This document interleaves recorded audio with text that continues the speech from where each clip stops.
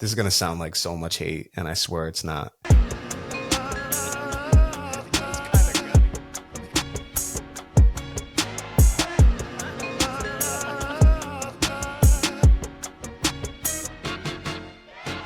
Welcome to the Warner Brothers podcast. My name is Keenan, joined by my brother Kyle, joined by Timmy. How are you guys doing today? Very solid. I am ready for tomorrow's game. Oh no, tomorrow is game of the week. Don't care. Mm-hmm. I even remember the rest of the schedule. It's still game of the week. I mean, this has so many implications. It has playoff implications. It has MVP implications. It has every implication, really. This game's going to set the standard for the week. Kyle, how are you? I'm decent. You know, feeling a little under the weather, but all right, considering. But yeah, can't wait for tomorrow's game. Obviously, Ravens Bengals on a Thursday night. We get a really good treat early on in the week. Like you said, it sets the tone. Definitely will set the tone. Yeah. So we typically do Thursday night football predictions at the end. You want to just get them out of the way now? Sure, why not? Why not? Well, I was gonna say, while we're talking about it, let's just go on. I know you can get them at different lines. Last I saw, the Bengals were favored. The Bengals were 6-point underdogs. I've seen 6.5. I've seen all the way up to 7.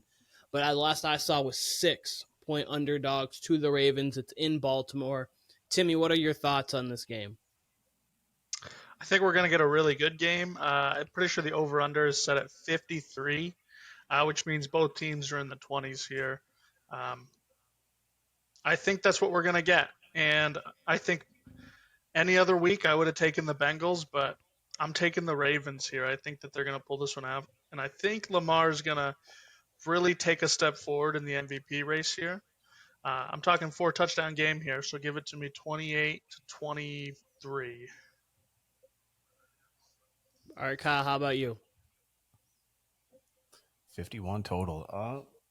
You know, just to get out of the way, I'm going with the Ravens too. The Bengals, I think the only advantage the Bengals have in this game really is that it's on a Thursday. They're kind of lucky it's not on a Sunday because it might get ugly, honestly, if it was on a Sunday. We saw an Eagles team push this Bengals team around on the road in Cincinnati, right? I think this past Sunday against the Raiders, that was Cincy's first home game that they've won all year. So now they're traveling to Baltimore. They're on the road. What's that? They're on the road, honestly, how they're playing this season. Yeah, exactly. And, you know, you get Baltimore on the road on a Thursday. All signs point to Baltimore. I mean, you know, like I just said, Philly pushed them around. Baltimore is the best version of what Philly does with Lamar at quarterback, running the ball, with Derrick Henry just being physical as hell. You know what I mean? If they wanted to, they could just go run heavy. Baltimore has the perfect mix of pass and run. I got it right in line with Tim. I was thinking 28-23 myself, honestly.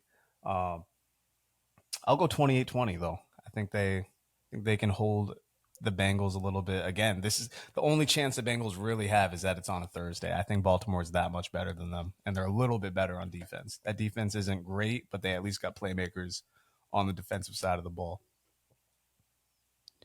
I think this game's going to be semi-reminiscent of the first one. I mean, the first one went to overtime, and it was a great game. If we'd be talking a little differently right now, if Evan McPherson didn't miss the field goal, obviously that was off of a bad snap too. That would have changed obviously a lot. So not saying the Ravens are in the win. The Ravens definitely deserve to win that game. Burrow made one mistake. Lamar made one mistake, and his wasn't even fully his fault. That was kind of a bad snap. But regardless, I want the Bengals to win this game truly, but I think that the Ravens are going to pull it out 31-28. I would love to see the Bengals win this game, not even just for the fact of I like Joe Burrow. I'm very big on Joe Burrow. It's more so just the fact that just gives more chaos to the entirety of the season. Because then you now have a 5-5 Bengals team and a 6-4 Ravens team who have split the season series. But also the Ravens do have a loss to the Browns, so they somehow would have a tiebreaker. The Bengals would be, that is, if they're able to maybe go 4-2 in the division, and the Ravens slip to 3-3 because they probably split a Steelers game or something. Obviously, it just adds so much more intrigue to that alone. And then obviously for the division, if the Ravens win, the Bengals lose. Bengals are close to done. You pretty much are writing them off, and it just comes a miracle-ish if they do lose because they dug themselves too big of a hole. So 31-28 Baltimore is what I do believe is going to happen, but I hope that the Bengals do win it. I do think the Bengals are okay even if they lose this game. They can kind of like, I don't know what their exact like next 3 games are, but they can almost like They alternate would the way have they've to been go going, win, like, lose, win, lose. Because I know they because got like some that would put divisional them to games coming up. 4-6, and that would be tough to get out of for me. For thinking about it. I feel like they could still get a wild card, just given how their schedule is. Obviously it'll be tougher, but I feel like they're okay at least for the next 3 weeks.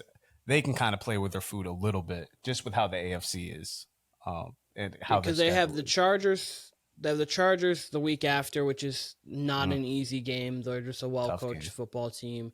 Then you've got the Steelers in Cincinnati. Not that that really matters for them, but that's coming off of a bye.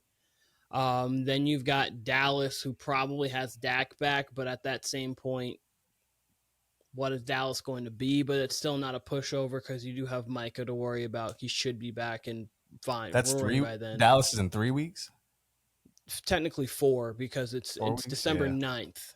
So like Yeah, they Dak should might so be. 'Cause Dak's yeah, like so what, Dak 4 to 6. Dak may or may not be back. That one's going to all be dependent on Dak. Then they have the Yeah, Titans, which is surprisingly good defensively, but offensively they should be able to win that one. Then the Browns and the Broncos and the Steelers. So they kind it's of not do. I as mean, easy as it was preseason because the Broncos are better than I thought. The Steelers are a little better than I thought for sure. The Chargers are still there too. It's definitely an easier schedule comparatively to like some other teams, but it's not a cakewalk. for sure. And I think some teams will fall off. Like I do think the Broncos are going to fall off. Um, Yeah, but you're right. This like I didn't realize that was their next few games. This is more of a must win. But man, I mean, you got to wish that if you're Cincinnati, they would have took care of business at home. You know, this game's a little less important. Like now you got to win in Baltimore on a Thursday night. And like Tim said, Lamar playing at an MVP level. I don't know. I don't know. it's really the game they really need to look at is that New England game week 1. Yeah, that too. Because you go, That too, for as I sure. say, you go through their losses. It's a Chiefs game that was a 4th and 16 penalty. You're like, okay, I understand. Like they were very close in that game. They gave the Chiefs the closest game of the year. That and the Ravens, I should say, both of them were really close. But and then there was a Commanders loss where we thought early on in the season it's like it's kind of a bad one. The Commanders are one of the best teams in the league, so that's actually not even a bad loss when we look back. Ravens lost in overtime. And then with the Eagles, it was just such a weird. That was kind of weird. They played well with them for the first about 3 quarters, and then the Eagles just said, "We want it." It was pretty much that. It was like we want it, and that's kind of how that game went. But they've played well against good teams. They've just on the Eagles game withstanding, especially late in that game, they've played well against good teams. It's just they've unfortunately for them lost all of them, all against the good teams, but. And then they played horrendous week 1 against the Patriots. So, but it is officially the midway point of the season. And as I said, I came in with a preseason quarterback tier list, 32-1. I now have one for the midseason, the same way Kyle's been doing his monthly tiers. I am doing the halfway point, and then I'll be doing one right before the playoffs like I did last year. Is there any questions that we have prior to me diving into this list? I do have a quick comment regarding the Yeah. tiers list from last week. Uh, Yeah. Immediately, as you guys will remember, maybe not immediately, but around I think it was like 12:30 at night actually. But I think we finished recording at 11:30.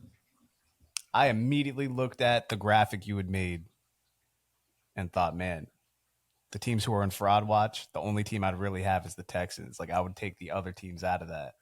And I feel kind of vindicated by that, by what happened on Sunday, especially. I picked the Texans to lose the last game, but Eagles, I kind of feel like are a little more of the real deal. The Niners, they've just been banged up. I feel like they really didn't deserve to be in there. So I felt like I rushed that decision a little bit. We came to it as a whole, but I feel like I rushed putting the Niners putting, who was it? It was Niners, Eagles. I think the Vikings might have been in there. Yeah, so I'm gonna So read from top down to that list real quick. Yeah, the Chiefs at 1, a 3P, and then you had the Lions, Ravens, and Bills all in the same tier. You then had the Commanders, Steelers, and Packers all in the same tier. And then you had the Texans, the Vikings, the 49ers, and the Eagles. All and that was the fraud watch. So I would move the Niners, reversing, pretending this was last week. I'd move the Niners and the Eagles up, keep the Vikings and Texans where they're at, is what I would do. But Yeah. overall, still think we got the general consensus down. But Yeah. those would be the only changes. That's fair. I don't disagree with that. I know those are kind of the conversations that we were having, was like, it was that, and then for me, it would still be in the, I might move the Packers down. Like, I might move the Packers, not in, just because, like, they're not technically, it's weird because I don't think, like, they're frauds, but obviously for the tier wise, I would put them on the same level as the Vikings and the Texans, because I do feel Jordan Love's been turning the ball over a little too much. He had that same problem last year, and then he corrected it with that, and they have a lot of inconsistencies. Their peaks are, they honestly have Super Bowl peaks. Like, they have that kind of caliber of a team when they peak. They just have some floors where he does really have some Favre in him. It's like, all right, he's chucking it. He's like, at this point, he's giving you a couple. Can you come down with them right now? Is how he's playing. So I might switch those teams. I agree. I get what you're saying. The Pack are tough for me, especially after last week, because I feel like we didn't really learn much more about them because Jordan Love was hurt. Like, he wasn't moving well at all during the game. Fair. I actually picked the Packers to win that game, but man, I feel like they really should have sat Jordan Love. Like, that's groin injuries you don't want to mess with. Like, if he's going to continue to play here in the coming weeks, that could be detrimental to the season possibly, but we'll see. Yeah. All right. Another thing Timmy, with that, I was about to say, just real quick on that. That game was also like raining pretty bad, and it kind of exposed the Packers because the Lions can run the ball if it rains. The Packers aren't quite that team. If their run game was a little bit better, then I'd be comfortable having them in that tier. But because of that, I would agree with Keenan and potentially move them down. For sure. And also, shout out to Jared Goff real quick. We'll be talking obviously about him. He's clearly a quarterback, but shout out to Jared Goff because doesn't play well in the rain and inclement weather, doesn't do well against the blitz. Against pressure this year, he's been arguably the best quarterback, and he played perfectly fine in the same inclement weather that Jordan Love was in. I know Jordan Love was hampered, but still, that was something that we're worried about with Goff, so shout out to him for that. Alrighty, so I'm going to name off the tier, and then I'm going to count in reverse. So I'm going to 32, 31, they're in this tier, and then go all the way up to 1, just so it kind of goes in reverse ranking, because I do have them ordered, but I also have them tiered too. So the tiers names, this 11th tier, I have 11 tiers, by the way. This tier is someone's got to play. And it's Aiden O'Connell and Mason Rudolph. Aiden's 32, Mason Rudolph's 31. I don't feel like there's going to be anything there, but anything there at all before I go on? I got nothing. Just making sure I don't want to have anyone. I don't want any quarterback to not be spoken for if they have. I don't think these quarterbacks would be starting on any other team. You could flip them, put one on the Titans, one on the Raiders, and then they start because they have to, but they wouldn't play over anybody else in this league. Yeah, so I have them. Someone's got to play. And then at 30, in a tier all by himself, Timmy, I told Timmy before, there's 2 tiers where there's one person. One of them you can guess. The other one is this one. And it's Trial and Error is the name of the tier, and it's Bryce Young. I have Bryce Young by himself because I'm happy he got the win. He led a really good drive down the field. And the thing with him is, as Andy Dalton did obviously have a more cohesive offense there when he was healthy, Bryce Young did look better and has looked better since he came back from being benched. And with him, I feel right now it is trial and error. It's like, okay, let's try this with him, figure it out. He's not really doing that well. It's not really doing that well. You're kind of just trying him out at this point, especially with Andy Dalton being out. So it's like we don't really know anything. Like we kind of, It's not really working out so far, but maybe we could find something that does. So that's why I have him by himself in trial and error. We're good there. We're good to go on to the next one. Okay. So next one is last legs, and it is 4 quarterbacks. I got 29 Jameis Winston, 28 Derek Carr, 27 Joe Flacco, and 26 Daniel Jones. Daniel Jones is in last leg. I know he's not in the same age bracket as them, but also like this is his like true last. If he's not doing well and he doesn't like play at a high level, he probably won't be a starter for the remainder of his career unless it's a Sam Darnold situation where he's a backup, someone gets injured, he starts. So that's why I have them all on last leg. Daniel Jones is weird to me because I actually don't think he's played bad at all this year. He's just actually odd. think He's really he actually has think games that's where you're more like, of a wow, good, when some of that or not. I think their record's more of a product of A, their schedule, and B, the talent around him. Like I actually think he's like done enough to prove he's a starter in this league. Like he's borderline impressed me, honestly. So depending on who else is ahead, maybe I'd move him up a little bit. But yeah, I don't necessarily think he's on his last legs, possibly. I think he might be playing himself into a job somewhere next year. Probably not in New Fair. York, but somewhere. Fair. And I don't mean mind. that's all. Go on. Don't go on to me. Oh, I was just gonna say I don't mind that because even if he does get another job, he might not be a starter right away. But he could at least back up somebody for the next 5-6 years. Joe Flacco's not going to do that. I don't even think Jameis is going to be in the league that long, to be honest with you. And then who was the other one you had in this tier?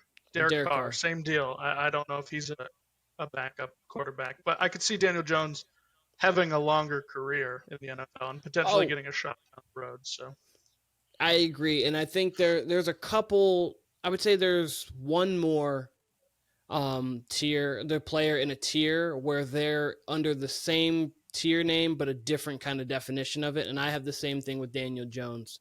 And it's kind of like I like these last legs for Carr, for definitely for Flacco, probably for Winston, and probably for Carr. Like they could be almost out of the league, like not getting a call again, or really be like a third string, and it'd be like a really like lifeline kind of quarterbacks for. I mean, Carr maybe probably backup, and then but Jones is in the situation to where I think he's on his possibly a last leg of being a true day one starter.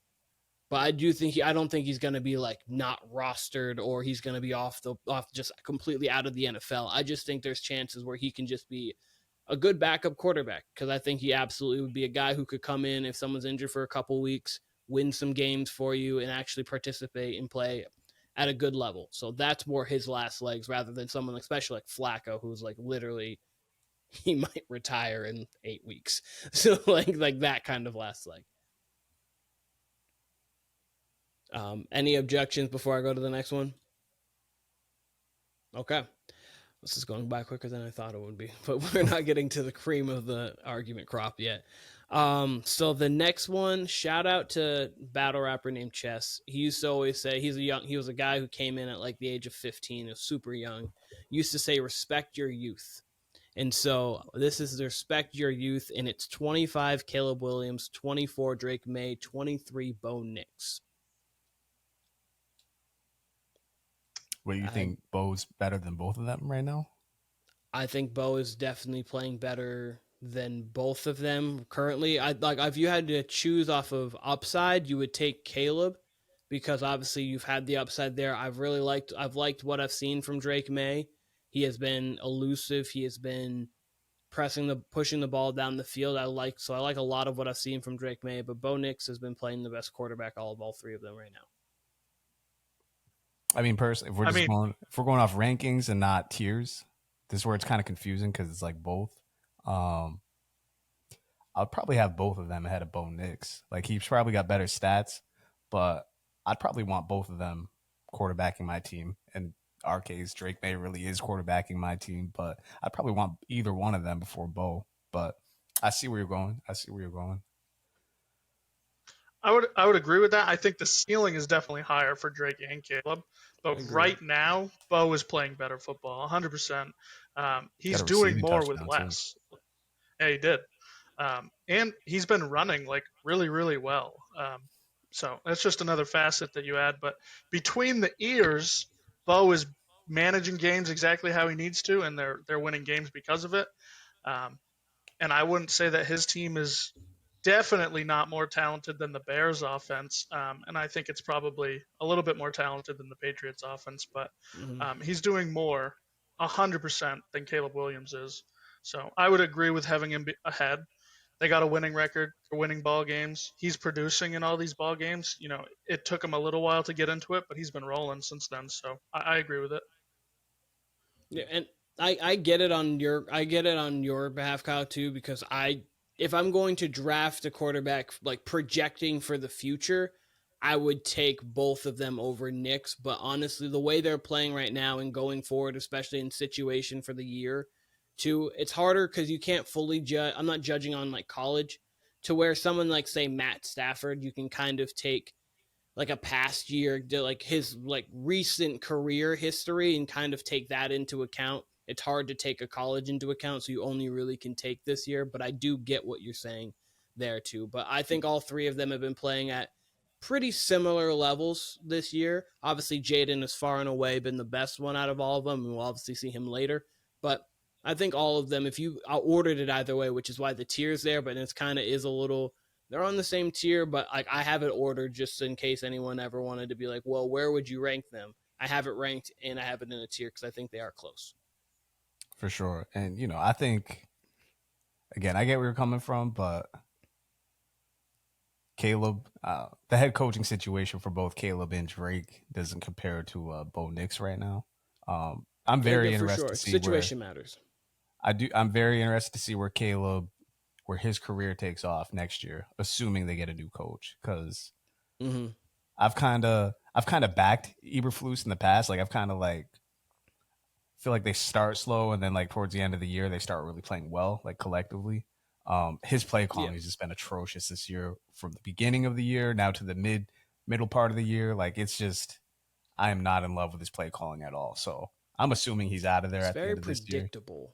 It's everything that they He's do. just Like he's just it's garbage. Like why are you fucking handing off to a defensive lineman or offensive lineman, whatever that play was against Washington, like on the 1 yard line? Like why are you trying to get cute on the 1 yard line? I can't stand that. And doing speed options on the one, it's ridiculous. When they get in the red zone, his playbook is like terrible. Like they should just throw that whole playbook out. They have no idea what to do. Oh, it's Um, awful. It's it's awful. actually very frustrating to watch a team as talented as the Bears right now not be able to operate once they get within the 20. they Get have them get they them have Vrabel a or someone like great that route next runner year. with they have a great route runner with great hands in Keenan Allen. They have an athletic guy in DJ Moore, and they have a big body in Cole Kmet, and then another big body in Rome Odunze, with DeAndre Swift, who's been running great since week 3 or week 4. Why haven't how is this difficult? I understand the offensive line's not great, but like how? Like Drake May, I think is 5 of 5 in the red zone this year. Like he just doesn't get there often, but when he does, he's cashing in. It's like if they can manage it with worse weapons and a bad offensive line, then I hope that with much better weapons, but a little bit better offensive line, you can make it work. But fair enough. All right, so we good to go to the next one. All right, so the next tier would be, it's called the second coming, and it is Geno Smith at 22 and Sam Darnold at 21. These guys really, I have them 22, 21. If you wanted to swap them, completely understand. Geno's done it for longer now, but obviously both of these quarterbacks were Jets that we thought were done, weren't good. And then obviously Geno has been playing well in Seattle for a while now, and Sam's looked very good this season. I know he's got the whole structure around him, but he has looked good this year. So I got them second coming, 22 and 21. I agree with having Darnold ahead of him. I'm pretty sure he has the most passing touchdowns within the red zone or something like that. I don't remember what the Mm-hmm. stat was, but when they get to the red zone, they're pretty efficient. They score quite a bit. Yeah. Geno has really frustrated me this whole year.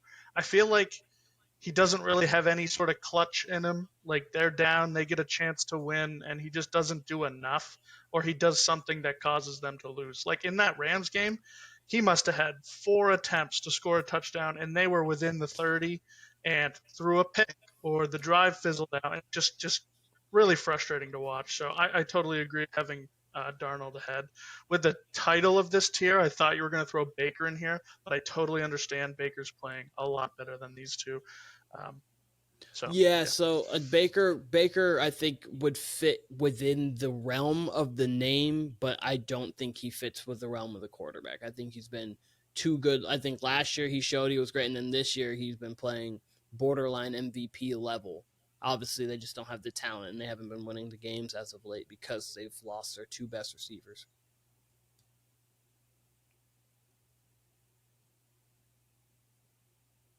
Kyle, did you have anything else? I might have Geno Smith a little higher, but I would have to hear who's ahead of him, what the rank is. So I'll keep my reservations on Geno till I hear who's ahead of him.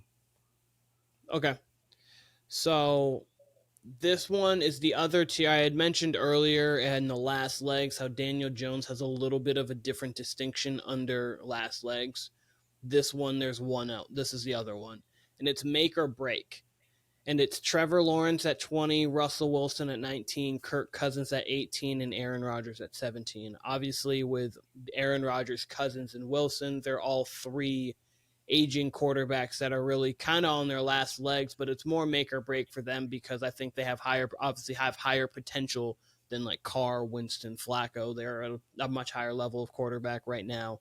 I have Trevor Lawrence there, and it's not make or break for the sense of he's not going to be starting. They've paid him enough money, he will be starting. It's make or break for me. He's in that situation of, are you going to be what we think you are, or where you were supposed to be? Like it's a make or break time. Like he was playing well against the Eagles. He led the comeback, and then it's the last drive, and he throws the bad pick.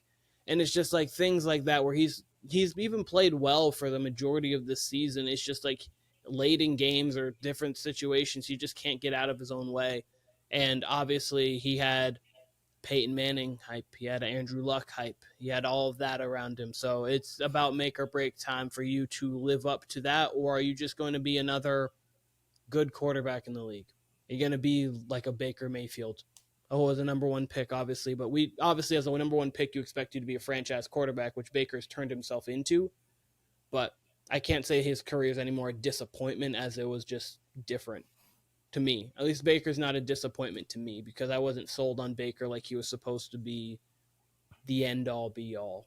Just obvious, but you obviously draft a guy 1 to be a franchise quarterback, and I think that's now what he is. But let me hear this ranking and tier again.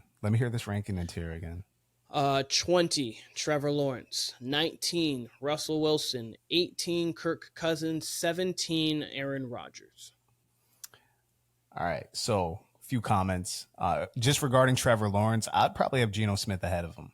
I think Geno Smith's definitely been playing better quarterback than Trevor Lawrence. I think if you put Geno Smith on the Jaguars, same schedule, same everything, like just put Geno Smith in Trevor Lawrence's spot, I think they have more wins than 2. Regarding, like, Russ is very hard to rank right now because he's got 2 pretty good games. But like this is going to be the meat of their schedule, like coming into this week and then just onward, really, the rest of the season. Like their schedule is going to get super tough. So we're really going to find out about Russ. We're really going to find out about the Steelers.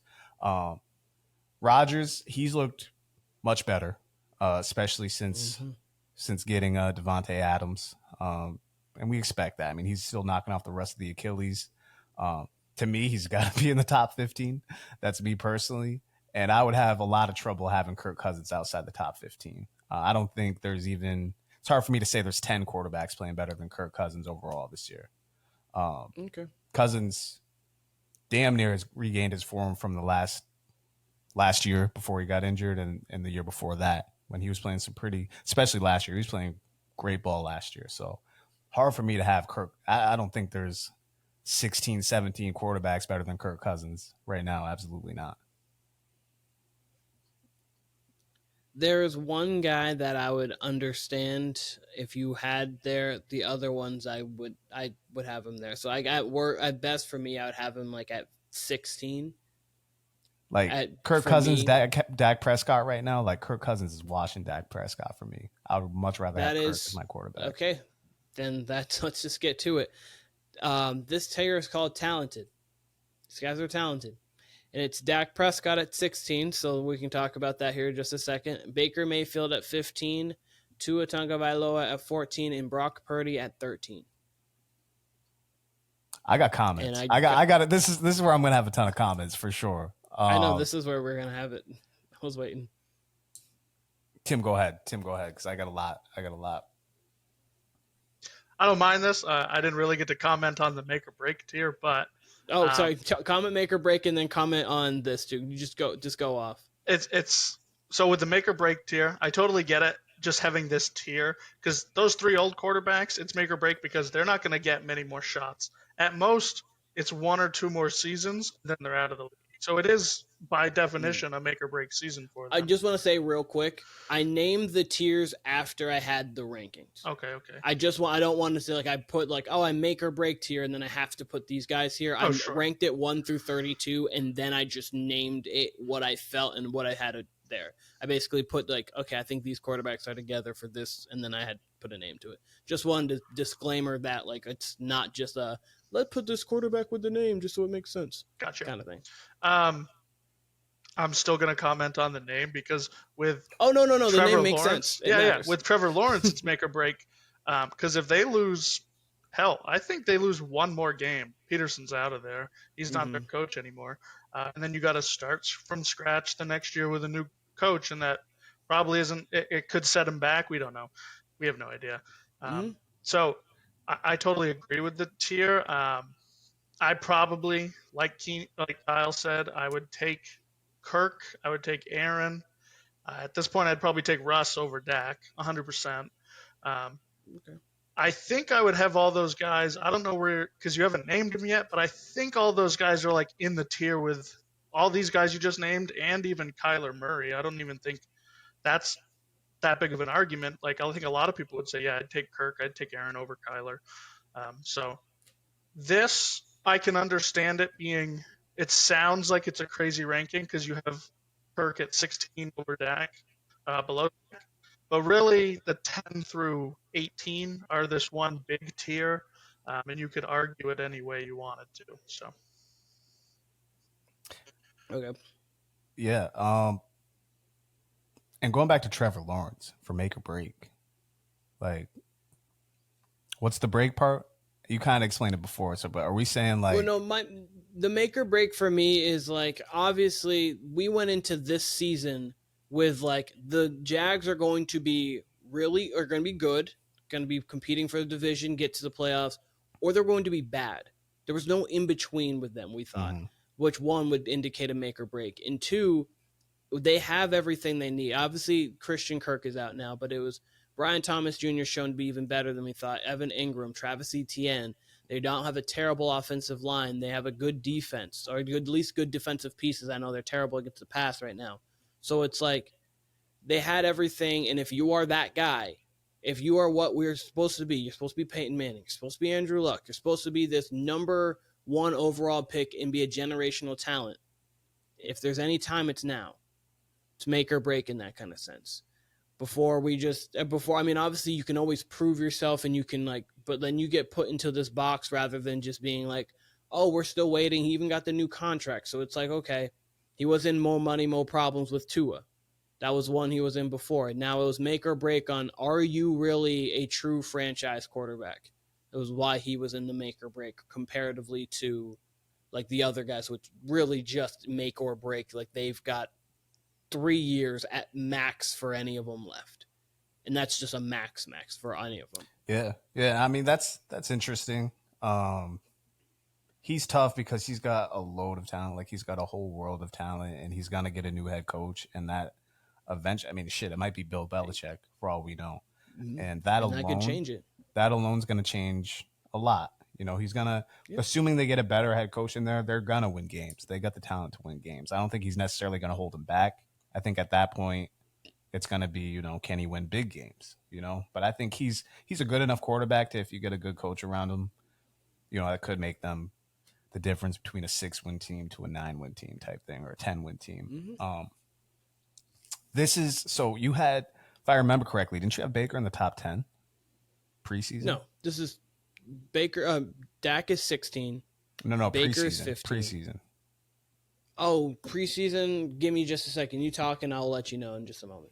Because if you had him at 10 or in the top 10 preseason, you have him dropping to 15. I can't really support that. I had him around the same exact spot. Did from you? what I remember. Give me just a moment. I thought that was one of the debates we had, was Baker being in the top 10. I think I actually argued for Trevor Lawrence being in the back end of the 10, or Herbert or someone like that.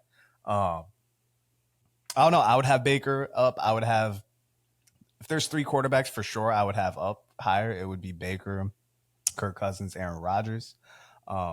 Tua's a tough one because I think Tua's played really well. I'd like to have a even deeper conversation about the Dolphins in general if we do picks this week. Tua's very tough with the time he's missed, but I do think Tua's in that tier because he changes the life for the Miami Dolphins when he's in. So he's hard to compare to an aging Aaron Rodgers who, when I think he's right, he's great. You know what I mean? So it's tough. But for sure I would have Rodgers, Kirk Cousins, and Baker Mayfield more so in the 12 to 10 range, probably. I had Baker at 13. Okay. And then I had Trevor Lawrence at 14 and Tua at 15. And you thought that you would have Baker behind those two. Interesting.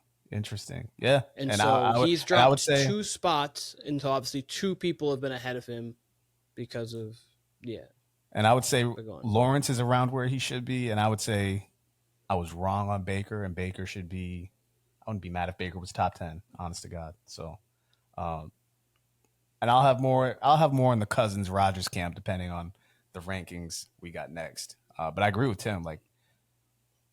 Very interested to see where Kyler is, because I think a lot of these quarterbacks I would have ahead of Kyler, and I like Kyler a lot, I like his skill. But and Purdy's got to be top 10 for me. You got Purdy at 13. Purdy's top 10. Not many quarterbacks playing better than Purdy to me this year.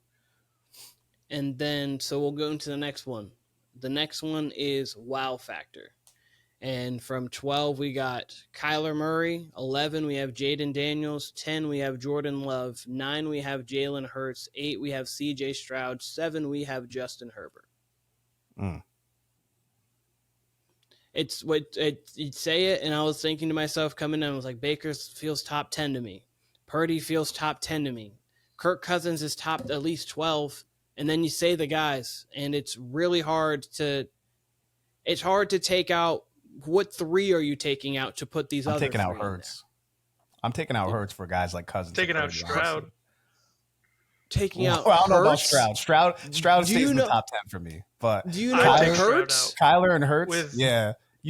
Hurts without A.J. Brown is a big difference, whereas Purdy's got real pocket command, whereas Hurts needs the horses, so to speak. You know what I mean? Whereas, so does Purdy needs somebody. Purdy obviously has just more of them, but Purdy's even without them, he can at least hold the fort down. Purdy looks decent even without his guys. Purdy can at least make plays. Hurts, it's his legs or nothing without A.J. Brown, without Devontae. He looks like a completely different tier of a quarterback.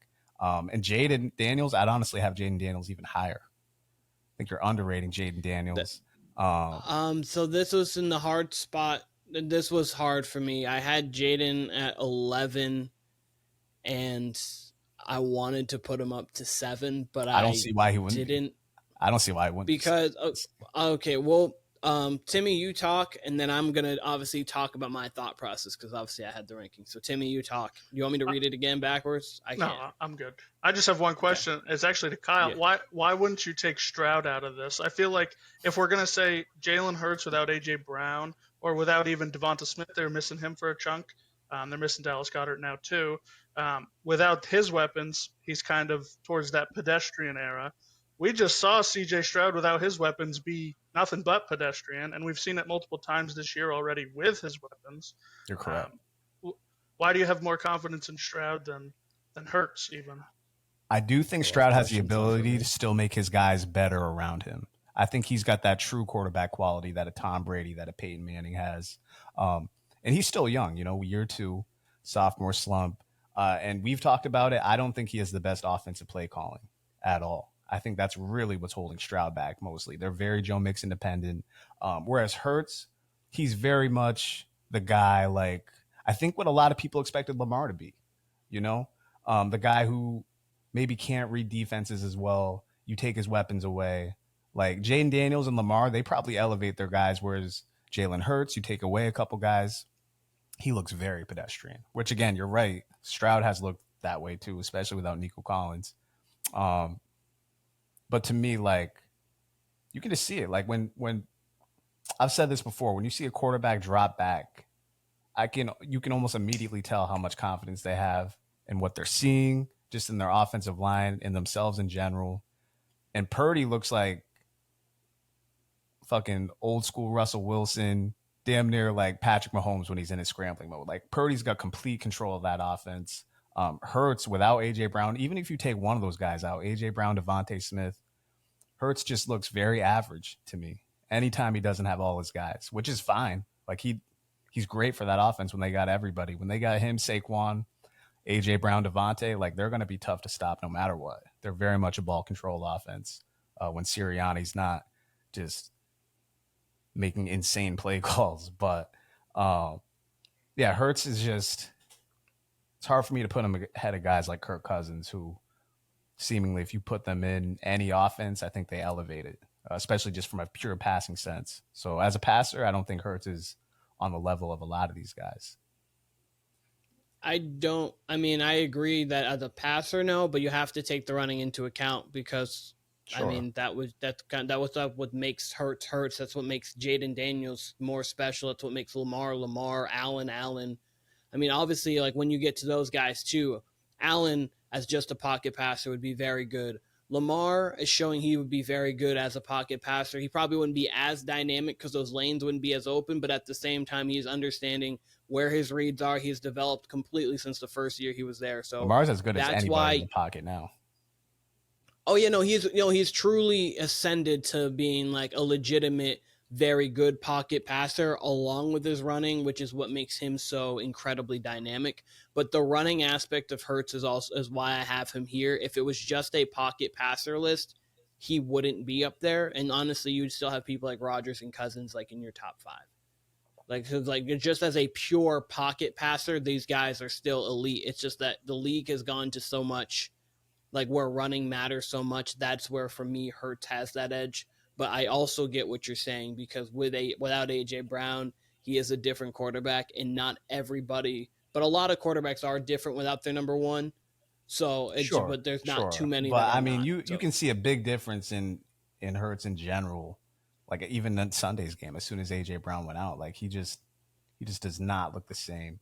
Whereas again, I don't necessarily knock Stroud as much. Like me and Tim were just saying, I don't knock Stroud as much because, man, I feel like when push comes to shove, 2 minutes left in the game, Stroud can still make that throw. I can't say the same about Hurts necessarily. Also, in a complete sidebar before I let Timmy say anything, and then I'll talk about my entire tier. Saquon Barkley's play was absolutely insane. I was watching that live. I was like, how is that even human? Like there was I was confused. I was confused too. I was like, what? And like Devontae Smith's catch was insane. Like Devontae Smith's catch was insane, and like you could almost argue like Saquon Barkley's was a better play, and anyone arguing differently, I feel is wrong in the sense of when we watched the Saquon play, it was like, what? Wow. The Devontae Smith catch, as phenomenal, I'm not trying to take away, as phenomenal as it is, we've seen better and we'll see it again. I'm not sure we're going to see a backwards hurdle that clean ever again. I've never seen it before, and I don't know if I'm going to see it again. Like someone's going to try it now, and like if it becomes a thing, it becomes a thing. But like someone's going to try and get upended and almost break their neck. I don't think anyone is going to try it. Like I think Saquon's just sick in the head. I think he's just sick in the head because like how do you even? It's like John Morant's layups the other night. Like he had 2 360 layups, and you're like, both of them. You're like, what?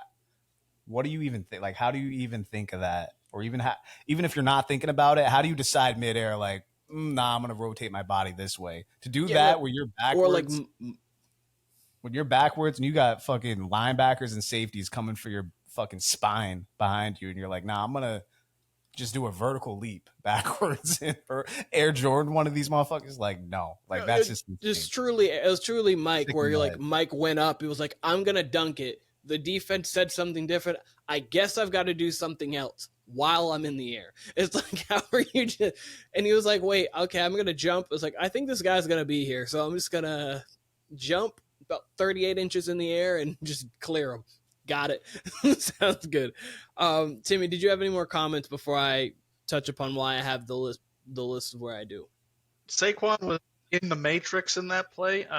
If you look at the play, there are literally defenders on every single side of him, and the only way he could have got yards was by doing a stunt like that, and it worked. He got like an extra 6 yards on the play.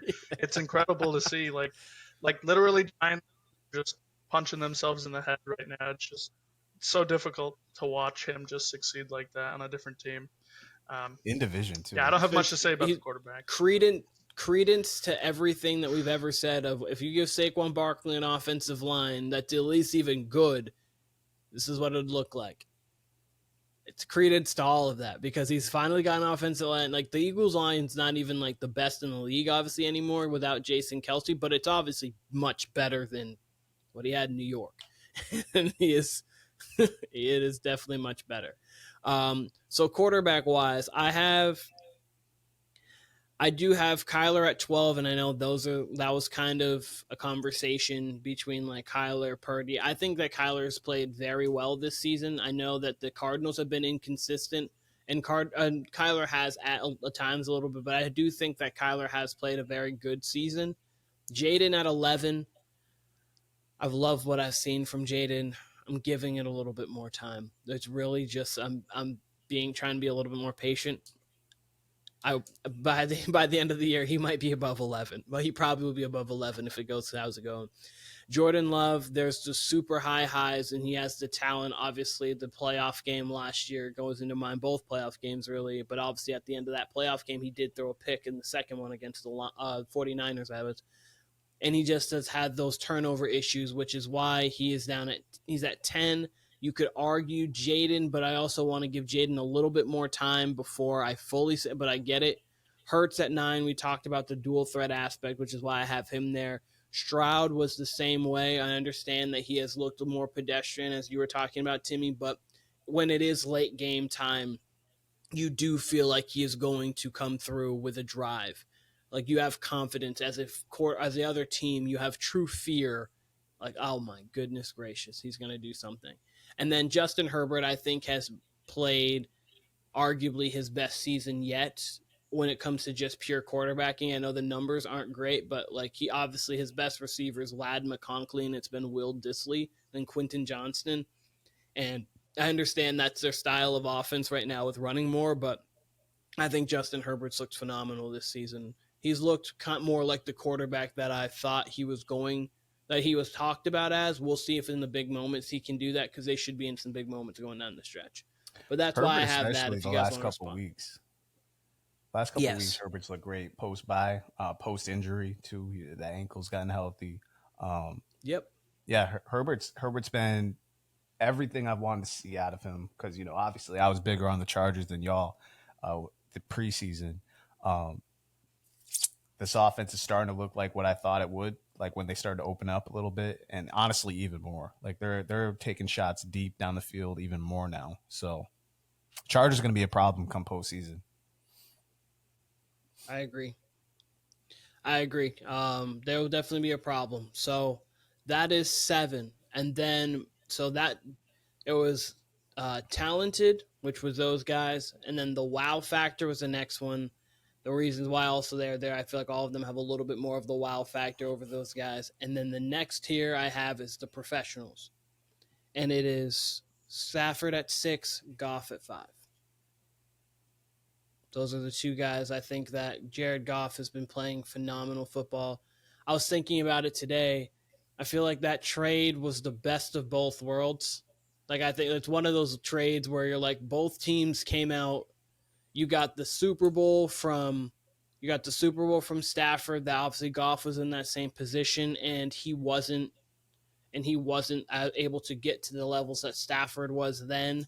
But he had the age, and then Goff was being able to age a little bit more with this roster, and he fits everything that Dan Campbell, Ben Johnson are looking for offensively. He's essentially played perfect quarterback over this last month plus. So I think it's worked out for both of them. You got a Super Bowl for the Rams, and you might get a Super Bowl for the Lions. Obviously, you have to see how it goes, but they've got multiple years with this kind of roster and talent around them. But those are the professionals: 6 Stafford, 5 Jared Goff.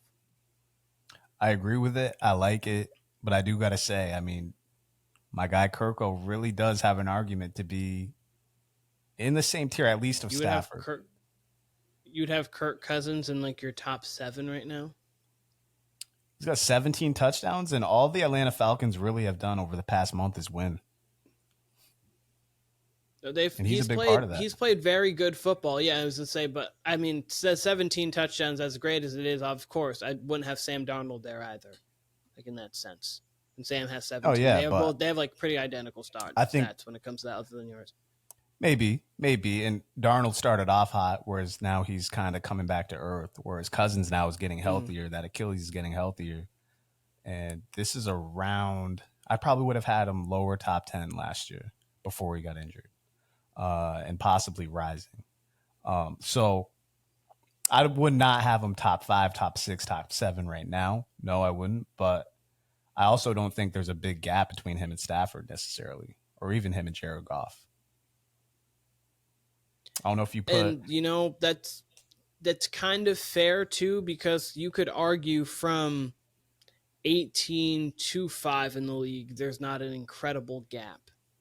You kind of, if you take out the future potential, like because obviously you have, like with someone like Stroud, there's projection. With Love, there's projection. Daniels, there's projection. When you're just talking about quarterback play, there's the 4, there's a huge group, there's a couple solid people, and then there's just either the unknown or we don't care. Like there's certain teams there's certain teams you put Aaron Rodgers on right now, they become a Super Bowl team to me. And I realize that's exactly what we would have said about the Jets prior to him being there. But the Jets, that's organization malpractice, what they do every year. But I mean, even now, like you just take Rodgers off the Jets and put him on the Arizona Cardinals. Like I think he would almost be better for them than Kyler Murray, just quarterback to quarterback.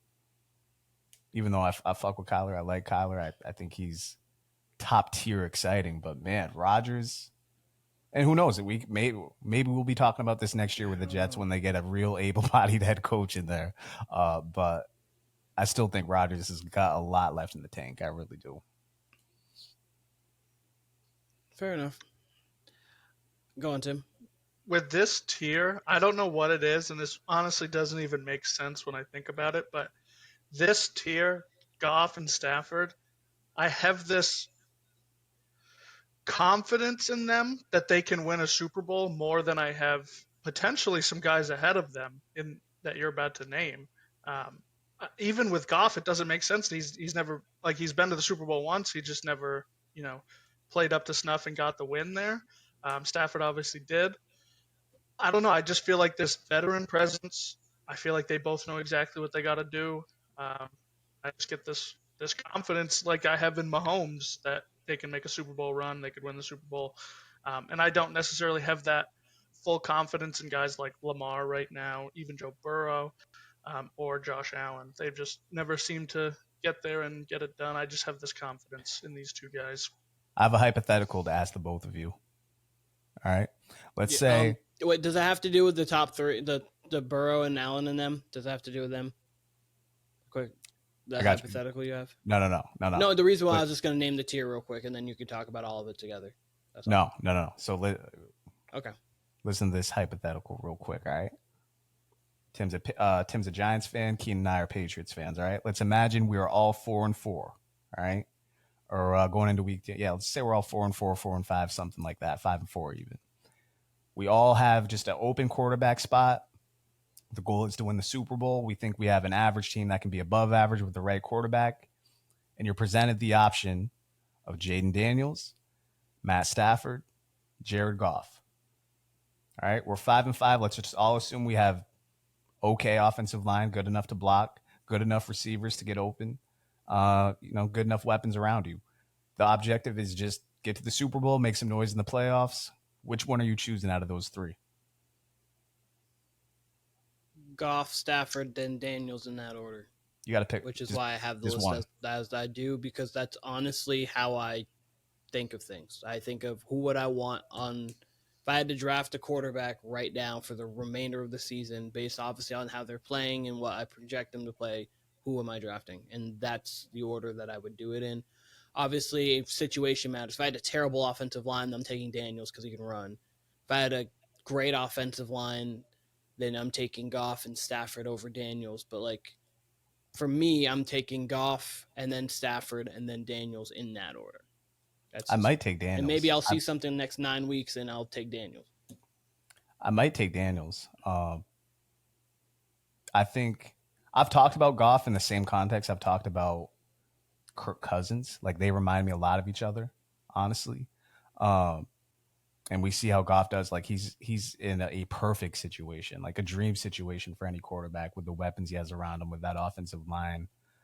So I don't necessarily know if he's a better player than Stafford. Stafford's also hard to judge because he gets hurt quite a bit now, late in his career. But I don't know. It would be tough to choose between either one of the three for me. I think I would lean Daniels and then maybe Stafford and then Goff third. But it would be close between Daniels and Stafford. I'm not really sure who my correct answer would be. Tim, how about you? I think I agree with Keenan. I think I'd go Goff, Stafford, Daniels. I know I would have Daniels last. It's really hard to pick a rookie. Like last year, everybody was like, yeah, CJ Stroud, he could take him there. And then they play the Ravens, and it didn't quite look like that. And I could see that happening to the Commanders if they get to the playoffs. It might not be week 1, but as soon as they play a team that's real and legit, it might be a good game, might be close, but I don't think I have the confidence to say that they win. Whereas I would have a little bit more confidence to say that the Rams could beat a lot of teams and that the Lions could definitely beat a lot of teams. I think of those three, I would take Goff right now. But it's really close to me on Goff and Stafford. It is too, because like thinking about it, I originally had Stafford over Goff, and then I looked and then I raced and had Goff, Stafford. It was one of those things because I was then thinking too, like Goff has such a perfect situation that it's hard to think of him like outside of it. But obviously we saw Stafford outside of a perfect situation this year, and he just kept the team afloat enough. So like, but obviously when Puka and Cooper Kupp came back, I think he's been 7 touchdowns to 2 picks since they've been back in the fold for him. So it's kind of a difficult situation there when you're doing it, but then you think to yourself, late game, last drive, we're up 26-20, whatever team, a touchdown and an extra, or 25-20, just so you don't have to think of an extra point. Which quarterback do you fear the most? Let me ask you same question. Lean Stafford. Question. It's the same thing. Like it's the same question, just phrased differently. Because like obviously, let me ask you same. Let me ask you same question: Jared Goff or Aaron Rodgers? You're still taking Jared Goff over Aaron Rodgers in that situation? To be honest with you, yes, because there has been moments as of late. If you put Aaron Rodgers in the last moments, he has thrown picks. You go back to when he was playing the Lions, when the Lions were the year before the Lions got really good. The last game he played with the Packers, he threw the pick. Obviously, then since then, we have to go back that far because he really hasn't played in many games this season. Then obviously against New England, he didn't get the ball with enough time left, but he hasn't been in too many of those situations since. Right now, I'm taking Goff. I just think Goff's playing such great quarterback play right now that I am taking Jared Goff in that situation. And someone who takes Aaron Rodgers, I get it, but I'm taking Goff. Very interesting. I'm thinking of it in the context of like if you put Rodgers in this Lions offense right now, what would that look like? I don't know if it can look any better. Yeah, I don't think it gets better. But I'm saying I don't know if it gets worse either. I think you give Rodgers that much time. it in would domes, by the be way. about the You have 8 same, weeks of dome, roughly.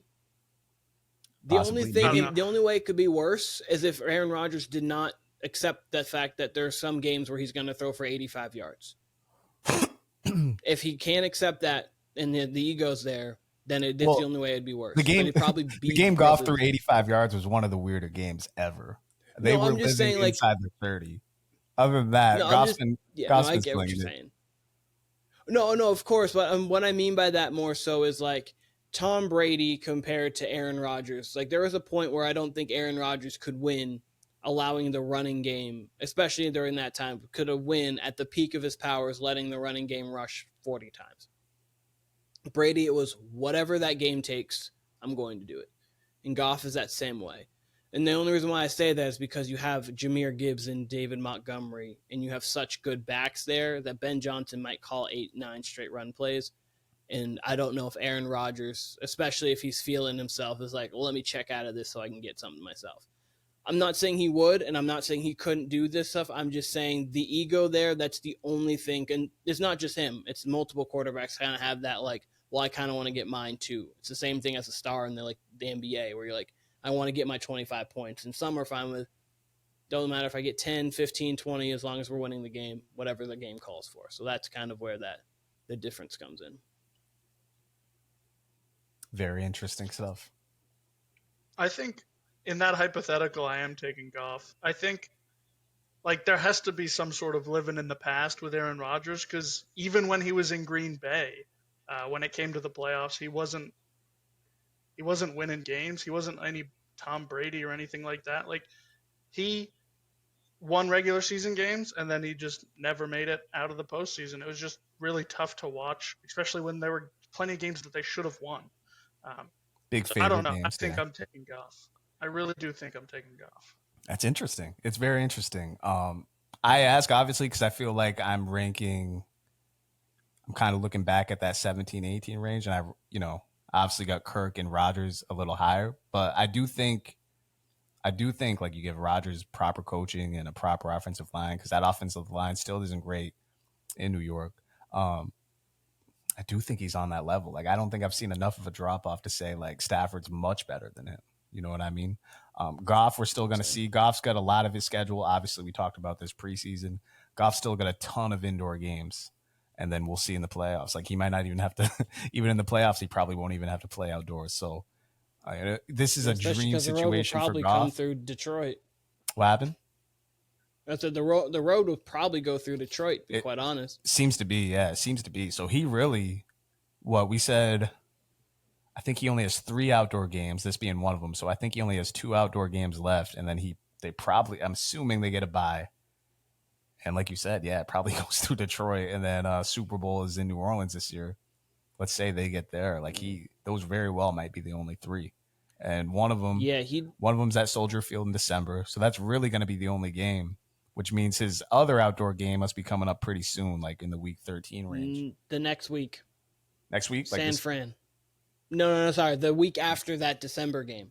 Oh, so really? he plays the Bears warm weather. December 22nd, and then he plays the 49ers December 30th. So his only challenging Those are the games, only two. His only challenging games are really going to be this past week, which they won, and then that cold weather Chicago game, we're assuming. Global warming pending. The next 2 plays they play. I mean, I don't see them. I mean, if they fall, their last 4 games or 5 games are tough because they got the Packers, the Bills, the Bears, the 49ers, the Vikings. So it's going to be a tough 5 stretch, but they can get a couple more wins here too to even get that up. They got the Jags this week, and then next week they got the Colts. That should be 2 wins for them if they play the way they've been playing. But I cannot wait. We'll see. I'm low key depressed that it's already week 10. Like it hurts. Like I've been writing down week 10 in my notes. Like it depressed me a little bit. But man, I cannot wait to see some of these teams in December games. We're getting right close to the stretch here. Thanksgiving on is what separates the boys from the men. Truly starts Thursday. Like we're gonna be honest. Like what playoff football? It's gonna start Thursday because that's gonna be a playoff game. Ravens know mentally it's like, wait, we can knock them kind of almost out of it. The Bengals know we are right in it if we win this game. And now obviously it's a divisional game with 2 of the 4 best quarterbacks in the league. Speaking of just quickly, and then we can get back to just football talk because it's nice. I have the threats, which is Burrow at 4, Jackson at 3, Allen at 2. If you want to switch Lamar and Allen, it's perfectly fine. The reason why I have Josh Allen there is I think that Josh Allen is playing quarterback at a very close level to Lamar, and I trust him more against the pinnacle at Mahomes at 1. That is why he's there. I'm going to just get this out of the way because we did this last year too. Mahomes is the king. Mahomes has the crown. Yep. But Lamar's the best quarterback in the league right now. Today, no one is playing at a higher level than Lamar Jackson. All 4. So take out Mahomes because Mahomes is the pinnacle. He's where I think all 3 of these quarterbacks are playing at about the same level. They are, but Lamar's running element right now, like I haven't seen anybody doing what Lamar's doing right now. And Josh Allen's playing in control, much more in control. Josh Allen's been fun to watch. Burrow's obviously been slinging it. This is probably Burrow's most high volume season we've seen from Burrow. Like he's really completely come into his own. But man, like it looks like unless like Mahomes really turns it up, which he might, he had a couple passing touchdowns on Monday night. It looks like he's still got a lot of season left. Looks like Lamar's MVP to lose right now, just right now. And Josh Allen's gonna have something to say. Mahomes is gonna have something to say. Weirdly, depending on the record. Burrow wins this game, he'll have one more loss than him. For sure. But I'm just gonna quickly say Josh Allen right now, 2,001 yards. This is not rushing included. I'm just looking at the passing right now. 2,001 yards, 17 touchdowns, 2 picks, a 105.8 rating. Joe Burrow, 2,244 yards, 20 touchdowns to 4 picks, a 108 rating. Lamar, 2,379, 20 touchdowns, 2 picks, a 120 rating. Mm-hmm. I say that obviously the rating for Lamar is better. I get that, and I know Lamar's playing phenomenal. I get, like, if you want to just go MVP right now, he's number 1 on my board, and so I completely agree with you. I understand that there. But I think all 3 of these quarterbacks are playing at about the same level. Obviously, you've got to take in situation what your wins have looked like, things like that for MVP, which is why I think it's Jackson and Allen would be my 1 and 2 right now, and then I'd maybe even have Henry 3, honestly, the way he's almost on the pace for 2,000. But if say it's a 31-24 win for the Bengals, they win by a touchdown, late touchdown by Burrow. He has 4 touchdowns to no picks, like he did. I mean, he had 5-1 last time he played him, and he's up to 24 touchdowns to 4 picks and they're 5-5, and the Ravens are 6-4. Like it's like he's right there. So which is why, and then you have to, we went through early on, it was a very close game with the Chiefs, a very close game with the Ravens, a very close game with the Commanders team at 7-2. So it's kind of like, but I have him at 4. I think that Allen's 2 for me, and it has to do too because I also have to take into account with these 3, playoffs do matter, plus also regular season does matter too when I'm coming with their rankings. Because obviously you can take the past with them, unlike like when we're talking next May. Mahomes is obviously more than worthy of the number 1 spot. I'm just saying, for my money, Lamar's the best quarterback I've seen this year, and Burrow's close, and Josh Allen's close. And by the way, all 3 I would have ahead of Patrick Mahomes as far as just playing at a high level. But for my money, behind Goff, he's behind probably Herbert. Honestly, he's really like he's closer to that Herbert class. Like Herbert taking a leap these last 2 weeks, especially. But yeah, Mahomes would be like closer to 6-7, closer to that range. Except Mahomes has been amazing in these 2-minute drills. Like he's hit that Tom Brady status where it's inevitable. But Lamar, again, for my money, Lamar. And the reason I'd have him and Josh Allen ahead of Burrow, especially right now, is Burrow's record at home, which isn't necessarily his fault either, but you do kind of got to ding him for that if you're going to ding him for something. Fair. But Burrow and Allen are right there, but I would have Lamar by a hair, by a yard, if we're using football terms. By a football length. I do have a question, though. So the same thing we posed with the Goff, Stafford, Daniels. You had a last drive. You have to go to Arrowhead. Who you taking? mean, mine in order, I think, would be Burrow, Allen, Jackson, because I saw Burrow do it. Allen, I've seen almost do it. In Jackson, I would Is that take the Burrow, country? Allen, Is that the Jackson if I country need. singer's full name? Burrow Allen Jackson. That's his actual first Burrow, name. Allen, Jackson out of Nashville, Tennessee. Um, but yeah, you wouldn't. but no, You wouldn't I'm be taking. wrong. You wouldn't be wrong in that ranking. Lamar Jackson, as much as I love him as a player, he has no business being in that conversation. So really, the conversation is technically Allen and Burrow. Um, I don't know. You can't go wrong with either. You can't go wrong with either. I'd probably lean Allen because, man, has he come just ever so close with the whole Mahomes thing, with the whole Chiefs thing. And you could say the Bengals topped him, but that game is just bizarre to look at. And that whole playoff run was kind of bizarre. I actually kind of think that run's a little overrated, but that's a conversation for another day. So the reason I don't think that run's overrated because what they did the next year, and they got to the AFC Championship game again in Arrowhead, and it came down to a roughing the pass or an unnecessary roughness call that got them into field goal range. I would agree with you though if it was say that, and then like the Eagles, they went to the Super Bowl, and then the next year they didn't really do a whole lot. So like that, but because they got to the AFC Championship game the year after in that same spot and played a really close game there, I think it's not. But I get what you're saying because people do only hold, like when there are Burrow arguments there, they only talk about that. But I feel like there's other Burrow arguments to have to bolster him into that rather than just he beat Mahomes. It's completely fair. I just have it etched in my mind, like Mahomes and the Chiefs being inside the 3, and then Mahomes for no reason running like 15 yards back. Like I will be perplexed by that till the end of time. Like Brady doesn't have a moment like that in the playoffs. Like Peyton Manning, the moment he has like that would be thrown across his body in that Ravens game when he was with the Broncos, the Joe Flacco, Jacoby Jones game. But like I still to this day wonder like what the hell Mahomes is thinking. Like just all right, I'm gonna run back and just like it was truly the most bizarre play of his career. Truly. Yep. Hey Timmy, how about you? What do you think? I've got so much. I haven't said a word about this tier yet. I know you. Let Timmy cook. Timmy, don't think about the time frame. Just go. Let Timmy cook. Yeah, starting with the ranking, right now Lamar's 2.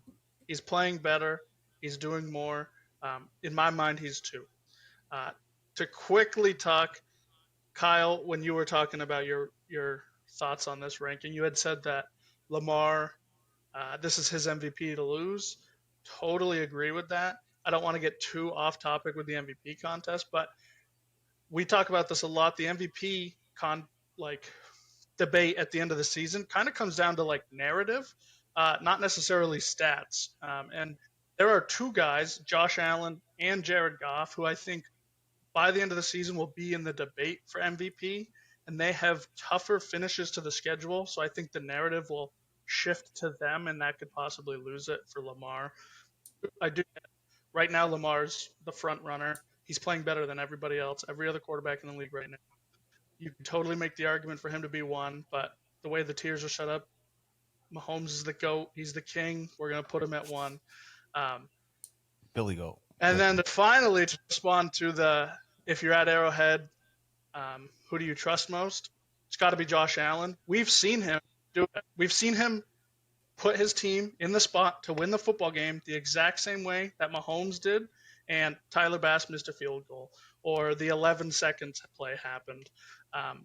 We've literally seen Josh Allen do almost perfect plays to do exactly what Mahomes does on a weekly basis to win football games, and it just takes a turn and goes south.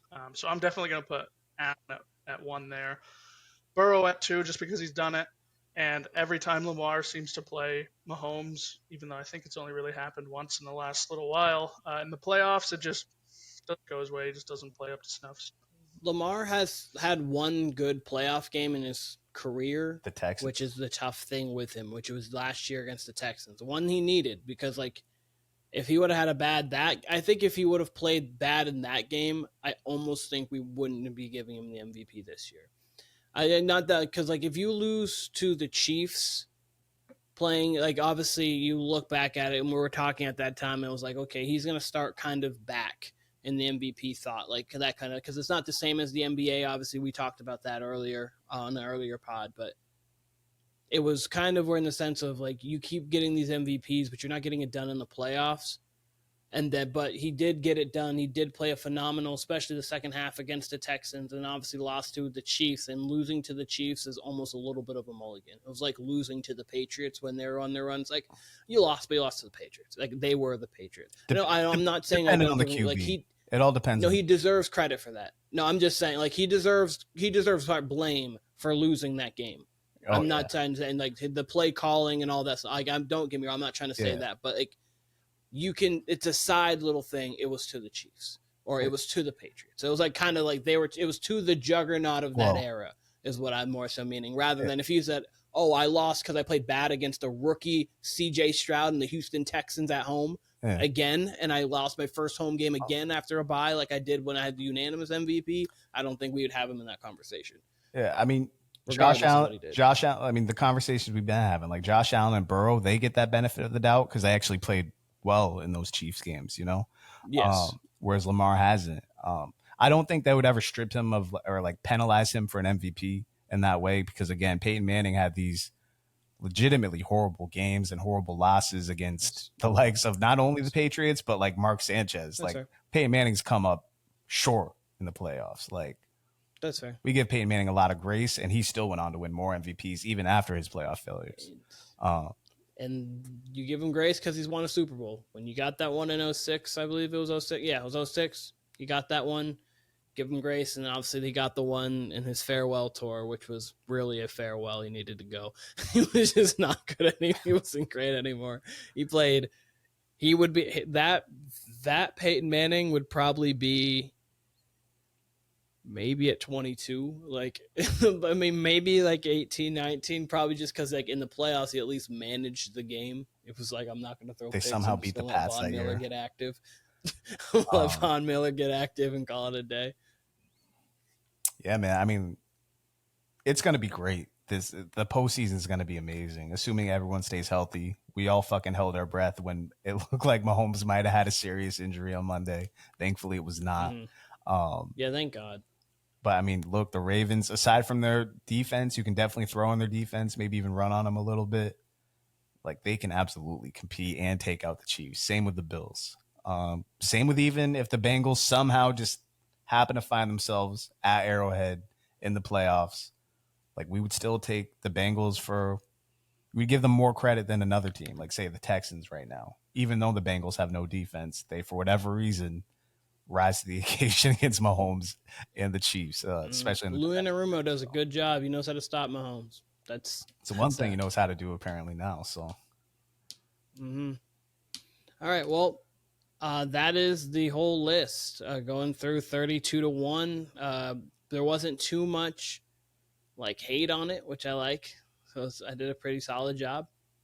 It was good. It was good. I would definitely rearrange a lot, but that's usually the case with your rank. Like me and you definitely like have different opinions on quarterbacks, but that's always been the case. Like that's the genesis of the Warner Brothers podcast in general. We were doing this 10 years ago. You know what I mean? So we have definitely more.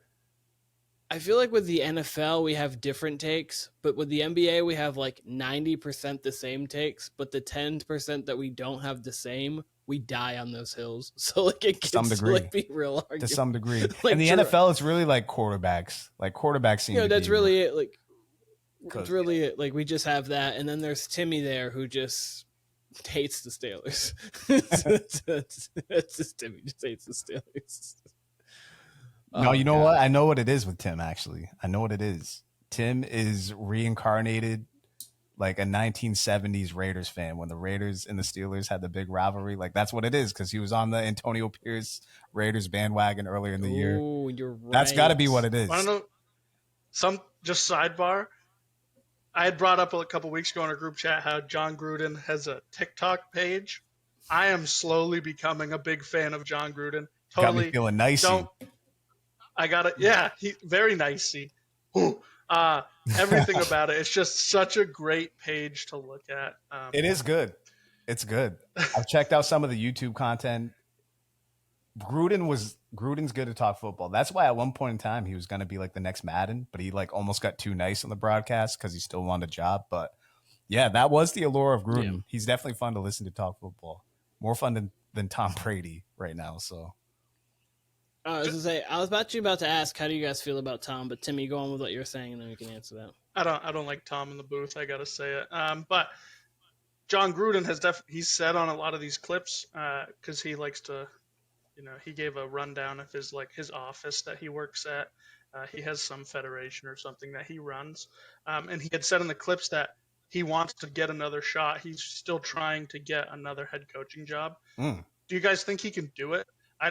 He had a lot of public backlash, and the reason he was fired. I kind of feel like we see this a lot with players where they get a lot of public backlash. They might even get cut from their team, but then a couple years down the road, they get a shot or they get something, and it kind of works out.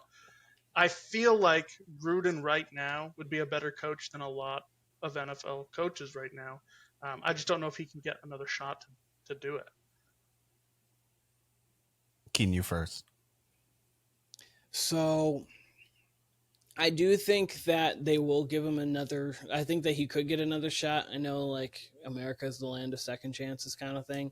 So I think that he could get another shot. I mean, I know obviously he got fired before, but that's not really like a second shot. Again, a coach getting fired and coming back, we see that all the time. But like, I mean, if you think back to something like, obviously completely different situation, but I think even like to Michael Vick, he got a second shot after going on that whole realm of what he did. I think so you of have Kareem people, Hunt. I was about to say Kareem Hunt. He's back with the Chiefs Ray Rice. now. Ray Rice even came back after what he did. Like, you have obviously in a different light, but Josh Gordon's got given 12,000 chances to Antonio Brown's been given chance after chance. So I think that when it's in the NFL and you have something, because it's a business, if you have something to offer whatever team that is and they feel like that's valued, they'll give you a second chance. So I do think Gruden will give you a second chance. I know with coaches, it's more of with players, you can get away with it more because it's like we're just trying to help the team win. Obviously, the coach is really like even more part of the culture compared to like a wide receiver or something like that. So you kind of want him to be good publicly. So him having a social media platform that you and like a lot of other people like kind of getting back into the good graces publicly, I think makes it a good look. I think you can give him a second chance. That's my opinion on it. Are we talking coaching job or are we talking like head coaching job? I'm thinking head coach job. I don't think he's coming back for an offensive coordinator or a quarterback position coach. I think he's coming back to head coach. I think it's saying over for a head for coaching him job, as yes. a head coach. I don't see him coming back. Strictly because, like, you compare like Kareem Hunt. If he wasn't on the Chiefs right now, I don't know if he'd be on an active roster. I will say, like, we got Martavius Bryant back in the league. I never, like, that's just hella random. So, like, maybe. But the thing with Jon Gruden, almost said Josh Gruden. Thing with Jon Gruden, when he was in his absolute prime, and this is no joke, I was like between the ages of 8 and 10. Like, that's when he was at his like absolute peak. Had a few more years. You have to got think fired. it was with the Bucks, and then we went to Raiders, and then the Bucks won in 2002, and so like that was his peak. Yeah, he was a true contender with the Raiders, and then won it all with the Bucks. Yeah, literally, now that I'm thinking about it, like the very first years I was watching football was the years when Gruden was on the Raiders and then the Bucks. So yeah, I was super young. That was the Tuck rule. That's one of my earliest football rule. memories. Yeah, that's crazy. That's fucking crazy. But so because of that, then he goes to Monday Night Football for like 10 years. Then he comes back. They give him, I think he was head coach and GM of the Raiders, and it went about as bad as it possibly could. So because of that, I don't see him getting a second chance. Probably does deserve it. Like, he probably actually saw a really good Hard Knocks clip of Gruden on the Raiders from like, it must have been probably about 6 years ago or something like that. Made me want to fucking run through a wall. And that team was like probably 4-12 or some shit. But because it went so bad on the Raiders and because of like the email leaks and all that, I don't see the NFL ever getting back in business with him. He probably does deserve like one more shot, especially like he must be like early 60s, maybe even late 50s. Like, because he'd been in the NFL a long time even before that. Like as Brett Favre's OC and with the Packers. Like I wouldn't be surprised. 61. 61. He's a young 61. Like I think he'll eventually get back maybe as an offensive consultant. I'd be surprised to see him back as a head coach, but wouldn't be mad at it. Wouldn't be mad at it at all. Okay. Tom Brady? Do you guys have anything? Tom Brady, yes, I did ask about Tom Brady. My thoughts are essentially the same as I think we talked about it early on in the season. He's definitely getting better. Like he's getting better. Tom Brady was in our lives for like 20 plus years, or especially if you count the Bucs years. Like I said it before, he's an asshole. So when he's like getting excited about these plays, like you can tell how fake it is. Like Tom Brady does not talk about football like that, like the way Romo does. When Romo does it, it's all genuine. And you can tell like if he's watching football by himself, he probably really is getting that excited, whatever. Tom Brady, when he's like making these high pitched sounds after a big play, like sure, Tom Brady probably loves it, but it probably doesn't excite him to that much degree, especially given this guy was playing in AFC championship games for 10 years straight. You know what I mean? Like the highest level of football. Nothing impresses him. So if he leaned into being a dick more, I think that would be perfect. I think that's his lane. And I don't like it, especially because I mentioned this before he got the job. I thought Greg Olsen was like a natural at it. Like Greg Olsen was a perfect number 2 guy. Tom Brady really just got hired off his name. And yeah, Olsen's still flourishing and Brady's like just okay. And he might be good by the end of the year, but right now he's just all right. So I agree with that. I think the thing with Brady is they kind of like penciled him into being like the next Romo. And I feel like you only get one Romo. Like he's got to have his own personality on the air. You can't have 2 guys like that. I agree. I actually really liked Greg Olsen when he was doing it. Really sad that he got booted when Brady came in. I don't remember exactly what Brady was talking about, but I was watching the game and he was criticizing what a quarterback had done where he threw the ball, I believe, and I just remember not agreeing with what Brady was saying. But of course, I'm not Tom Brady. I'm not a 7-time Super Bowl champion, so he's probably right. But I just remember listening to it, and I was just like, I don't know. I feel like there were other aspects that Brady's not taking into account here. But yeah, I don't really love Romo when he does it, but I definitely don't love Brady doing it. I just want to see Tom like rip into a quarterback more. Like when a quarterback makes an obvious dumb mistake, you can tell Tom Brady like wants to like just eviscerate them, and he should. Like if he leaned into that more, he would absolutely be great at it. But I think we need Tom Brady on like a post game kind of thing. Personally, I think that because I think he obviously has the mind, and I think he's eloquent enough in how he speaks. I think he speaks it well. I just don't think he says what he feels. I think that's the problem. I think he's on, and I also think that sometimes he does he has pauses in what he says because he's trying to say the politically correct kind of thing. Like you'll even hear you'll hear Collinsworth or Aikman at this point. You'll hear "What are you doing?" That was an awful I want Brady to even if in Mahomes, I don't want it to be you with these top quarterbacks you can't say anything. If Mahomes is rolling out and he makes a stupid throw, I'm like, what was that? I want to know what was that? Did he not see this? I don't care about the fact that you have to be nice. I get you have relationships, but I don't know. That's why if I were him, maybe go to a spot like Bill Belichick is doing, where you get the post games or where you get to say, okay, this is what happened here. You get to kind of break down the game because he's obviously one of the greatest football minds we've ever seen. Clearly, he was our top 3 pre-snap ever. Him, Peyton Manning, and maybe someone else. But so pre-snap, he knows everything. It's not that he can't speak it. It's just how he's speaking it is not as authentic as you were hopeful, as I was hopeful for at least. So, yeah, his personality definitely lends itself more to what Peyton and Eli are doing. And I've said this about them. I wish that was an Amazon show and not an ESPN show. That was on Netflix or simulcasted on Amazon or something like that, where they could really like talk how they would talk, like cuss and shit like that, and not have like celebrities on, that would be a much better Yeah. watch. And that, to me, that's like where Tom Brady would shine more. Or he could shine on the broadcast, but again, he's trying to be too much of a stereotypical color guy, like excited and funny when that's not Tom Brady, you know? I actually think that if Tom Brady and Peyton Manning were to get together, like just a Tom and Peyton show, that could be great. Because I think that Peyton would bring that out in Tom. Like, I think Peyton would try to push Tom's buttons, and Tom would get to the point where he just kind of goes back and forth.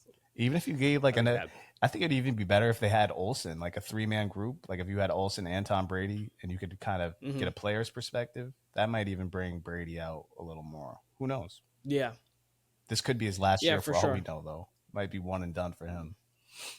Yeah, but anyways, all right. Is there anything else that you guys are thinking at all, that you guys are feeling? Not today. I'll think of something for later, though. All right.